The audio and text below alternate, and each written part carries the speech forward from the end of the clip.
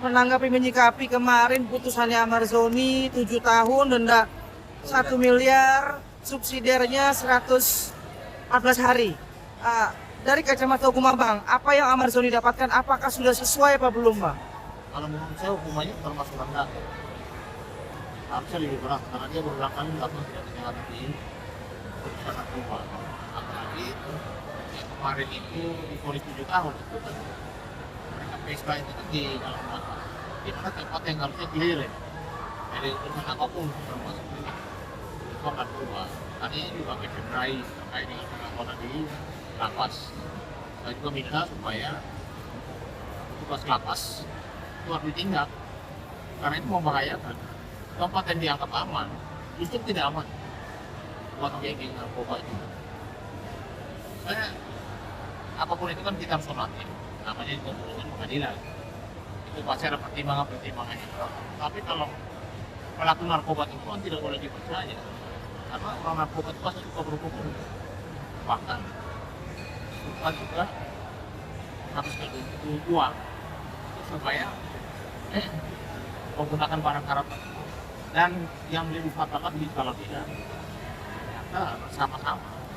Dan ini kan membahayakan juga masyarakat ketika barang itu bisa sampai ke generasi muda, rusak generasi muda. Makanya saya bilang penegakan terhadap narkoba, terhadap para bandar, para pemakai pelaku itu harus benar-benar adil. Kalau pelaku itu yang namanya pemakai itu korban, kan dia pasti membeli dari seseorang. Seseorang itu pasti kan mau mengambil dari yang namanya pabrik atau bandarnya. Jadi memang 3 pasal itu harus diketik dalam penerapan hukumnya. Jangan sampai karena hukumannya rendah, lalu yang bersangkutan bisa melakukan lagi yang nanti walaupun di dalam lapas saja dia bisa lakukan berani apalagi di luar. Jadi menurut saya memang ya kita hormati namanya juga putusan, tapi kan belum diingkrah ya. Artinya apakah nanti Amar Zoni masih melakukan upaya hukum atau tidak ya nanti putusannya kalau sudah 14 hari keluar. Kalau sudah ingkrah dia harus menjalankan putusan yang lama selesai, dia akan masukin lagi putusan hukuman yang baru. Bang, ini kan kemarin kan saat persidangan ini kan Amar dipindahkan sementara ke Rutan Cipinang. Nah setelah putusan ini biasanya udah dari segi hukum sendiri itu akan balik lagi langsung ke Nusa Kambangan atau masih tetap di ruang? Menurut saya setelah putusan harusnya si terpidana harus kembali ke rumah tahanan di Nusa Kambangan. Nusa Kambangan. Karena memang dia ditahan di sana, dia dibina di sana.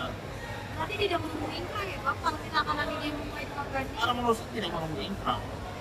Karena kalau putusan nanti dia banding di pengadilan tinggi, kan tidak perlu harus adil.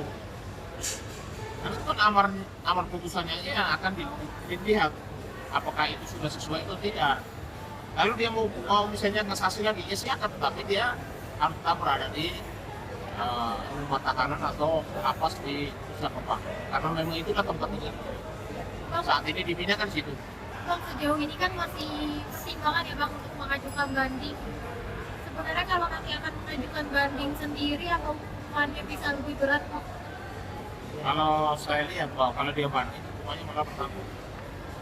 Karena apa yang mau menjadi pertimbangan hakim untuk dirinya, karena dia bukan pertama sekali, sudah berulang kali dalam urusan dengan narkoba. Apalagi dia melakukan dengan teman-temannya di dalam tempat yang kita anggap paling aman untuk membina para pelaku kejahatan. Justru itu yang menjadi tempat atau sarang untuk orang melakukan kegiatan yang melawan hukum. Nah ini di mana para petugas lapas? Ini menteri imigrasi dan juga lapas, termasuk dirian lapas harus bertindak keras supaya jangan sampai tempat lapas itu yang digunakan untuk membina warga, membina para pelaku kejahatan itu menjadi orang baik, malah di dalam justru kesempatan karena tidak ada yang ngawasi kan, kesempatan mereka justru melakukan tindak kejahatan seperti yang dilakukan oleh saudara Amar Zoni. Kalau sendiri, apa perlu Amar untuk melakukan banding Bang atau menerima aja? Kalau saya sih tergantung dirinya ya. Tapi kalau dia banding, saya yakin bahwa majelis banding pasti akan menambah hukuman. Abang kan sebagai lawyer, sebagai praktisi hukum. Setelah hasil putusan itu kan Amar langsung mengganti kuasa hukum Bang. menurut abang sendiri keputusan yang tepat nggak sih bang? Masalah karena setiap puasa itu kan berlaku untuk saya contoh hanya di pengadilan negeri. Berarti selesai di pengadilan negeri. Nanti kalau dia mau lanjutkan lagi berarti puasa baru lagi untuk pengadilan banding di pengadilan tinggi. Jadi tidak ada kaitannya soal itu. Itu semua itu hak penuh ya dari si klien. Kalau mau lanjutin berarti dia bikin puasa baru lagi. Kalau tidak artinya dia boleh selesai di situ dia mau sama ganti dengan cara yang lain. Bang, terakhir Bang, dari saya begini. Mengulang pertanyaan lagi Bang, apakah pantas seorang Amarzoni ditaruh one man one cell Bang? Atas apa yang sudah dilakukan nih Bang? Di Nusa Kambangan sana. Ya, kalau menurut saya tidak ada. Karena memang dia dibawa ke sana karena ada kejahatan baru yang dilakukan di dalam lapas. Dan itu sangat berbahaya, membahayakan para warga yang dibina di lapas. Karena dia melakukan bukan sendiri. Dia melakukan bersama temannya kan. Nah ini yang menurut saya yang harus tegas. Dan lapas di Indonesia ini kalau menurut saya gampang dibobol. Karena di Bali juga sama lapas kalau bukan dibobol bukan hanya jumlah lapasnya, tugasnya, oknumnya ya justru memasukkan barang-barang. Makanya kalau menurut saya memang sewajarnya lapas itu harus ada pengamanan ekstra maksimum khusus narkoba sama khusus juga masalah korupsi. Jadi korupsi dan narkoba itu normalnya yang spesialis, non khusus.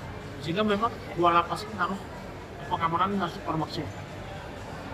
Oke? Harusnya orang ini kena narkoba itu jadi tidak kenapa tidak karena dia musuh negara atau bukan. Jadi kan dilihat dari pasalnya dulu. Kalau mengatur kena pasal media pengguna aktif, sudah pasti dia target. Tapi kalau dia mengakomodir, sudah pasti nanti sama saja. Karena dia kan juga pengedar. Nah kalau itu kan harus ada pasal juga, bukan larinya ke urusan GDP apa, minggu B3. Dari pasal bilang arti kita wajib pertama mereka tidak atau kembali siapapun boleh berkata yang boleh melakukan pertimbangan yang tahu persis masalah ini kan hakim yang mereka perkara yang saya menuntut juga lepas itu semua barang bukti, alat bukti, CCTV, rekaman dan lain sebagainya itu diperlihatkan dari itu kan bahwa kejahatan itu tapi ini kan harusnya tapi kan harusnya terkait undang-undang narkotika itu harus dipisahkan dari undang-undang pidana. kalau saya narkotika itu nilai spesialis yang dalam arti undang-undang khusus untuk melakukan hukuman kepada orang-orang yang Geser ke sini biar nggak goyang man. tidak narkoba. Oke? Wajar kan dia wajar ada undang-undangnya khusus kan. Oke. Tidak juga dia keluar dari undang-undang yang umum. Tapi dia kekhususan dia itu karena perkaranya juga khusus. Penanganannya juga khusus. Dan ketika nanti dalam proses itu secara positif memang itulah yang harus menurut saya kita apresiasi dalam perkara kita sudah bisa khususkan kasus-kasus yang membahayakan bangsa ini yang korupsi narkoba bahaya. Bang, di narkoba ini sendiri kan ada istilahnya sebagai ini dia harus dapat